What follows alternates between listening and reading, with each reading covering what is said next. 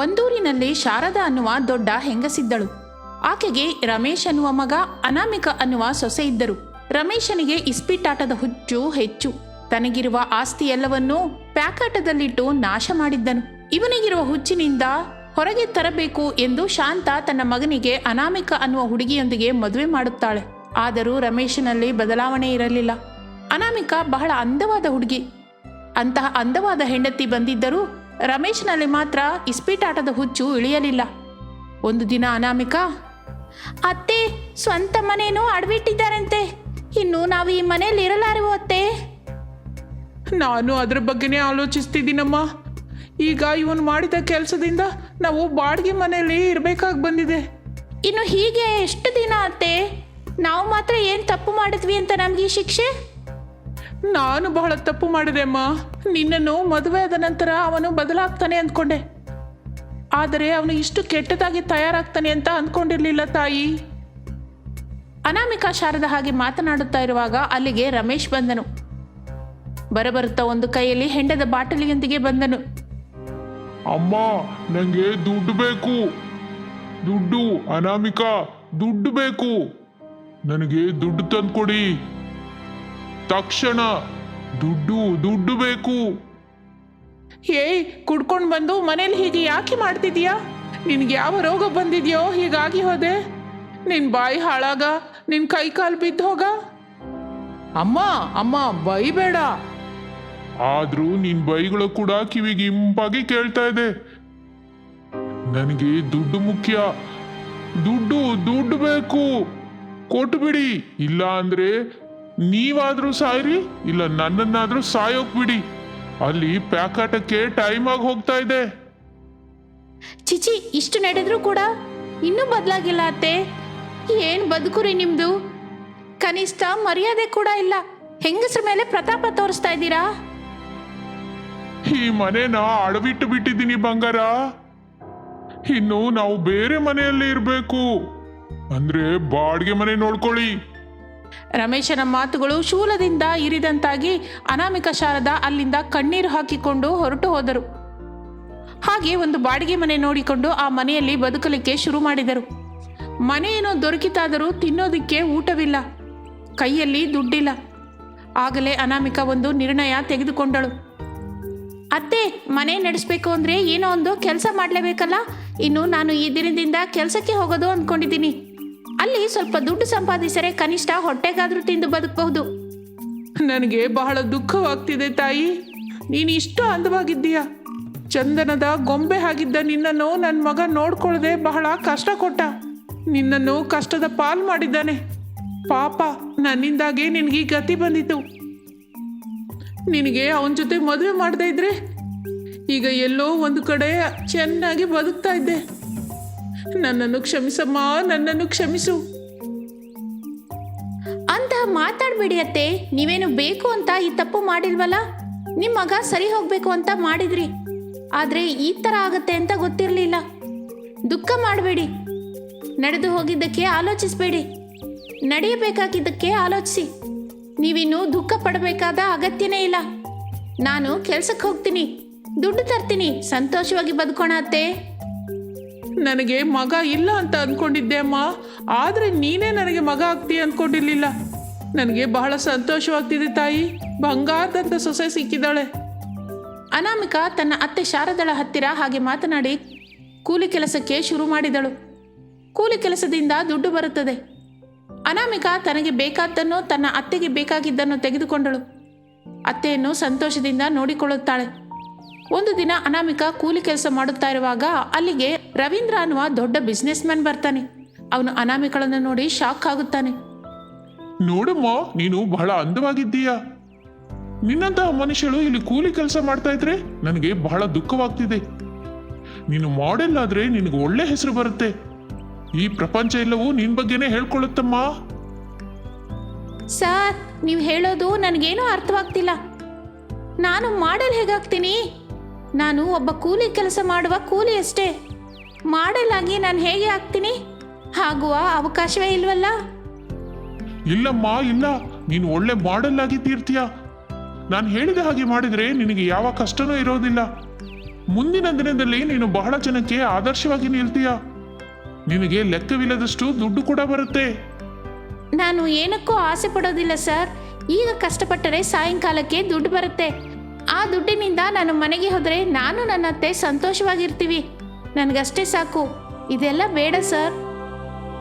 ಅನಾಮಿಕಾ ಆ ದಿನ ಮನೆಗೆ ಹೋಗುತ್ತಲೇ ಅತ್ತೆಗೆ ನಡೆದಿದ್ದೆಲ್ಲ ಹೇಳಿದಳು. ಸೊಸೆ ಮಾತು ಕೇಳಿದ ಶಾರದಾ ಬಹಳ ಸಂತೋಷಿಸುತ್ತಾಳೆ.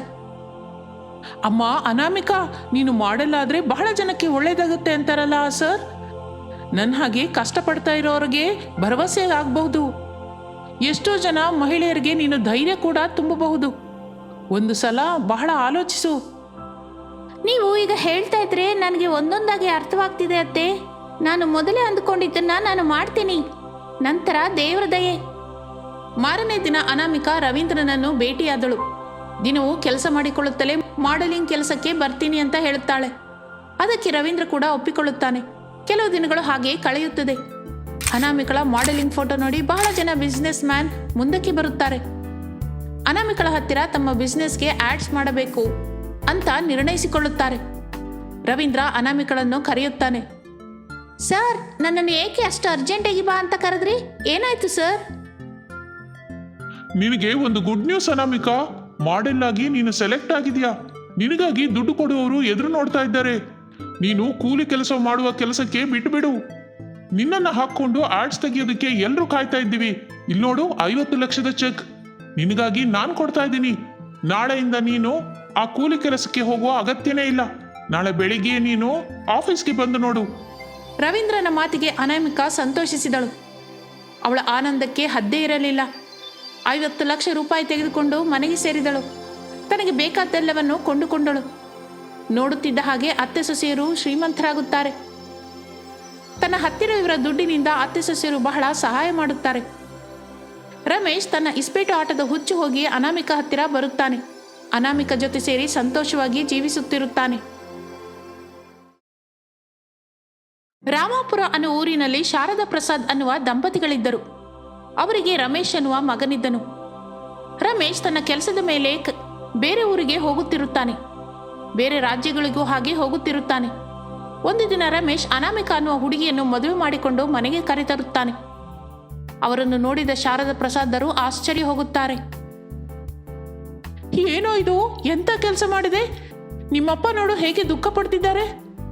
ಅರೆ ಕನಿಷ್ಠ ನೀನು ಕೆಲಸ ಮಾಡುವ ಮೊದಲು ನಾವು ನಿನಗೆ ಒಂದು ಸಲ ಕೂಡ ನೆನಪಿಗೆ ಬರ್ಲಿಲ್ವೇನೋ? ನಮಗೆ ಹೇಳಬೇಕು ಅನ್ನಿಸ್ಲಿಲ್ವಾ? ಅಪ್ಪ ಅಮ್ಮ, ನಾನು ಈ ಹುಡುಗಿಯನ್ನ ಪ್ರೇಮಿಸಿದ್ದೀನಿ. ನೀವು ನನ್ನ ಪ್ರೇಮವನ್ನು ಅರ್ಥ ಮಾಡ್ಕೋತೀರಾ ಅಂತ ಮದುವೆ ಮಾಡ್ಕೊಂಡೆ. ನೀವು ಹೀಗೆ ದುಃಖ ಪಡ್ತೀರಾ ಅಂತ ನಿಜಕ್ಕೂ ಊಹಿಸಿರ್ಲಿಲ್ಲ. ಕ್ಷಮಿಸಿ ಅಪ್ಪ, ಕ್ಷಮಿಸಿ ಅಮ್ಮ. ಇನ್ನು ಸಾಕು ಬಿಡು. ಹೀಗೆ ಮುಖ ಮೂತಿ ತಿಳಿಯದ ಹುಡುಗಿಯನ್ನು ಮದುವೆ ಮಾಡಿಕೊಂಡು ಹೀಗೆ ಮನೆಗೆ ಕರೆದುಕೊಂಡು ಬರುವುದು ಈ ಮಧ್ಯೆ ಫ್ಯಾಷನ್ ಆಗಿ ಹೋಗಿದೆ. ನೀನನ್ನು ಎಷ್ಟು ಮುದ್ದಾಗಿ ಬೆಳೆಸಿದೆ ಗೊತ್ತಾ ನಿನಗೆ? ಹೀಗೆ ಅನಾಥವಾಗಿ ಮದುವೆ ಮಾಡ್ಕೊಂಡು ಬರೋ ಕೆಲಸ ನಿಂಗೇನ್ ಬಂತು? ನೀನು ಗ್ರ್ಯಾಂಡ್ ಆಗಿ ಮದುವೆ ಮಾಡ್ಕೋಬಹುದಿತ್ತಲ್ಲ, ಹೀಗೇಕ್ ಮಾಡಿದೆ? ನನ್ನನ್ನು ಕ್ಷಮಿಸಿ ಅಪ್ಪ, ನನ್ನನ್ನು ಅರ್ಥ ಮಾಡಿಕೊಳ್ಳಿ. ಹೊಸ ಸೊಸೆಯನ್ನು ಹೀಗೆ ದುಃಖ ಪಡಿಸ್ತೀರಾ? ನಾನು ಏನ್ ಮಾಡಿದ್ರು ನಿಮ್ಮ ಒಳ್ಳೆಯದಕ್ಕಾಗಿ ಅಲ್ವಾ ಅಪ್ಪ? ಅನಾಮಿಕಳನ್ನು ನಾನು ಪ್ರೇಮಿಸಿದ್ದೀನಿ. ಅವರ ಮನೆಯಲ್ಲಿ ಬೇರೆ ಮದುವೆ ಮಾಡ್ತಾ ಇದ್ರು. ಬೇರೆ ದಾರಿ ಇಲ್ಲದೆ ನಾನು ಹೀಗೆ ಮದುವೆ ಮಾಡ್ಕೊಂಡು ಕರ್ಕೊಂಡು ಬಂದೆ. ರಮೇಶ್ ಮಾತಿಗೆ ಪ್ರಸಾದ್ ಶಾರದಾ ಸುಮ್ಮನಾಗುತ್ತಾರೆ. ಹೊಸ ಸೊಸೆಯನ್ನು ಮನೆಯೊಳಗೆ ಕರೆತರುತ್ತಾರೆ. ಪ್ರಸಾದ್ ಶಾರದಾ ಹಾಗೆ ಮಾತನಾಡಿದ್ದರಿಂದ ಅನಾಮಿಕಾ ಅವರ ಮೇಲೆ ಕೋಪ ಬೆಳೆಸಿಕೊಳ್ಳುತ್ತಾಳೆ. ಹಾಗೆ ಕೆಲ ದಿನಗಳು ಕಳೆಯಿತು. ಅನಾಮಿಕಾ ಗರ್ಭವತಿಯಾದಳು. ಮನೆಯಲ್ಲಿರುವವರು ಬಹಳ ಅಂದರೆ ಬಹಳ ಸಂತೋಷಪಟ್ಟರು.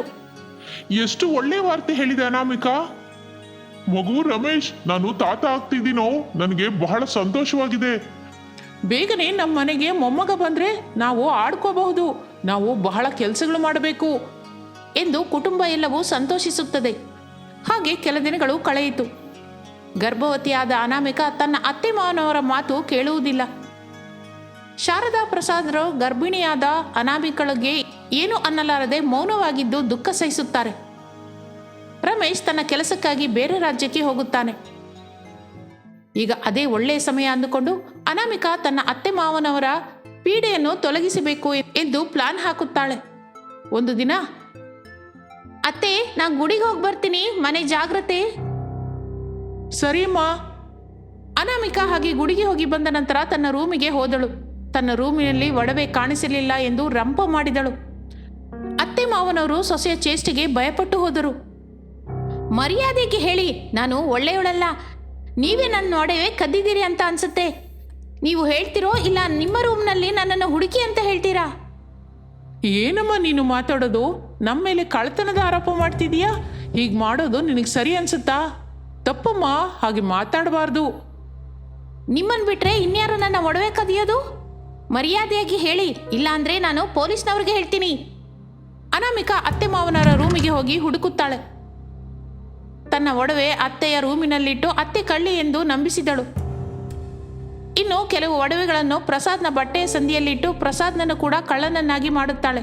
ಅತ್ತೆ ಮಾವನನ್ನು ನಗೆಪಾಟಲಿಗೆ ಗುರಿ ಮಾಡಿದಳು. ಸೊಸೆ ಮಾಡುವ ಕೆಲಸಕ್ಕೆ ಶಾರದಾ ಪ್ರಸಾದರು ನೋಡುತ್ತಾ ನಿಂತು ಬಿಟ್ಟರು. ಏನು ಮಾತನಾಡಲಾರದ ಪರಿಸ್ಥಿತಿ. ಇನ್ನು ಅನಾಮಿಕಾ ತಡ ಮಾಡದೆ ಅತ್ತೆ ಮಾವರನ್ನು ಪೊಲೀಸರಿಗೆ ಒಪ್ಪಿಸುತ್ತಾಳೆ.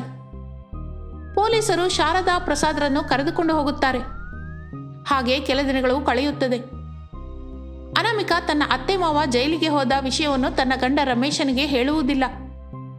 ರಮೇಶ್ ಕಳಿಸಿದ ದುಡ್ಡನ್ನು ಜೋಪಾನವಾಗಿ ಜೋಡಿಸಿಟ್ಟು ಬಹಳ ಸಂತೋಷ ಪಡುತ್ತಾಳೆ. ಇನ್ನು ಈ ರಾಜ್ಯ ನನ್ನದೇ, ಅತ್ತೆ ಮಾವನರ ಕಟಕಟೆ ಇರೋದಿಲ್ಲ.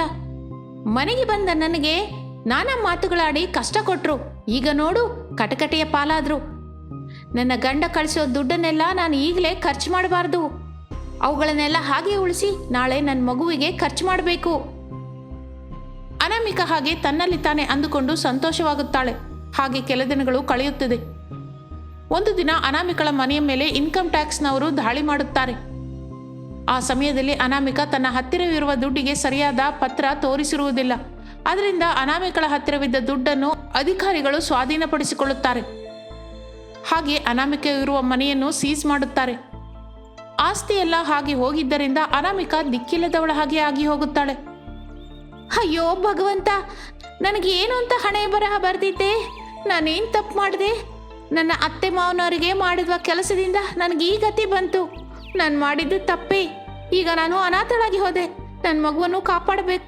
ನನ್ನ ಮಗುನ ಕಾಪಾಡೋದಕ್ಕೆ ಯಾರೂ ಇಲ್ಲ. ನಾನು ಅನಾಥಳು. ಅನಾಮಿಕಾ ಒಂಟಿಯಾಗಿದ್ದರಿಂದ ಹಸುವೆಯಿಂದ ಬಳಲುತ್ತಾಳೆ. ತನ್ನ ಹೊಟ್ಟೆಯಲ್ಲಿರುವ ಮಗುವಿಗಾಗಿ ಬದುಕಲೇಬೇಕು ಅಂದುಕೊಳ್ಳುತ್ತಾಳೆ. ಭಿಕ್ಷೆ ಎತ್ತಲಿಕ್ಕೆ ಶುರು ಮಾಡುತ್ತಾಳೆ. ಅನಾಮಿಕಾ ಬಸ್ ಸ್ಟ್ಯಾಂಡ್ನಲ್ಲಿ, ರೈಲ್ವೆ ಸ್ಟೇಷನ್ನಲ್ಲಿ ಭಿಕ್ಷೆ ಎತ್ತಿಕೊಂಡು ಬದುಕುತ್ತಾಳೆ. ಹಾಗೆ ಕೆಲ ದಿನಗಳು ಕಳೆದ ನಂತರ ಅನಾಮಿಕಳ ಗಂಡ ರಮೇಶ್ ಮನೆಗೆ ಬರುತ್ತಾನೆ. ತನ್ನ ತಾಯಿ ತಂದೆಯರು ಜೈಲಿನ ಪಾಲಾದರು ಎಂದು ತಿಳಿದುಕೊಳ್ಳುತ್ತಾನೆ. ತನ್ನ ತಂದೆ ತಾಯಿಯರನ್ನು ಬಿಡಿಸಿಕೊಳ್ಳುತ್ತಾನೆ. ಸೊಸೆಯನ್ನು ಮನೆಗೆ ಕರೆದುಕೊಂಡು ಬರಬೇಕು ಅಂತ ಶಾರದಾ ಪ್ರಸಾದರು ಹೇಳಿದ್ದರಿಂದ ರಮೇಶ್ ಆಲೋಚಿಸುತ್ತಾನೆ. ಅವಳು ಎಲ್ಲಿದ್ದಾಳೆ ಅಂತ ಹುಡುಕೋದಮ್ಮ. ನಿಮಗೆ ಕಷ್ಟ ಕೊಟ್ಟು ಅನಾಮಿಕಾ ಬಹಳ ದೊಡ್ಡ ತಪ್ಪು ಮಾಡಿದ್ಲು. ಅವಳಿಗೆ ಇಂತಹ ಶಿಕ್ಷೆ ಬೀಳಲೇಬೇಕು. ತಪ್ಪು ಮಾತು, ಹಾಗನ್ಬೇಡ. ಎಷ್ಟಾದರೂ ಅವಳು ಮನೆ ಮಗಳು, ಮೇಲಾಗಿ ಗರ್ಭವತಿ ಕೂಡ. ಈ ಸಮಯದಲ್ಲಿ ಅವಳನ್ನು ಕಾಪಾಡಿಕೊಳ್ಳಬೇಕಾದ ಜವಾಬ್ದಾರಿ ನಿನಗಿದೆ ಕಣೋ. ಇನ್ನು ತಡ ಮಾಡಬೇಡ ಮಗು. ನಡೆದಿದ್ದು ಮರೆತು ಹೋಗು. ನಡೆಯುವುದರ ಬಗ್ಗೆ ಆಲೋಚಿಸು. ಪ್ರಸಾದ್ ಶಾರದಾ ಹೇಳಿದ್ದರಿಂದ ರಮೇಶ್ ತನ್ನ ಹೆಂಡತಿಯನ್ನು ಹುಡುಕಲಿಕ್ಕೆ ಶುರು ಮಾಡಿದನು.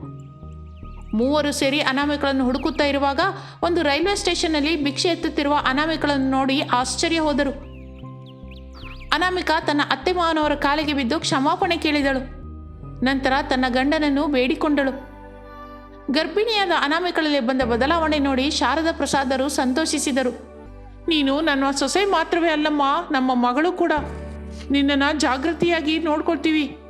ನೀನು ನಡೆದಿದ್ದು ಮರೆತು ಬಿಡು. ಇನ್ನು ನೀನು ಸಂತೋಷವಾಗಿರು. ಶಾರದಾಳ ಮಾತಿಗೆ ಅನಾಮಿಕಾ ಬಿಕ್ಕಿ ಬಿಕ್ಕಿ ಅಳುತ್ತಾಳೆ. ಇನ್ನು ತಡ ಮಾಡದೆ ತಮ್ಮ ಸೊಸೆಯನ್ನು ಮನೆಗೆ ಕರೆದುಕೊಂಡು ಹೋಗುತ್ತಾರೆ.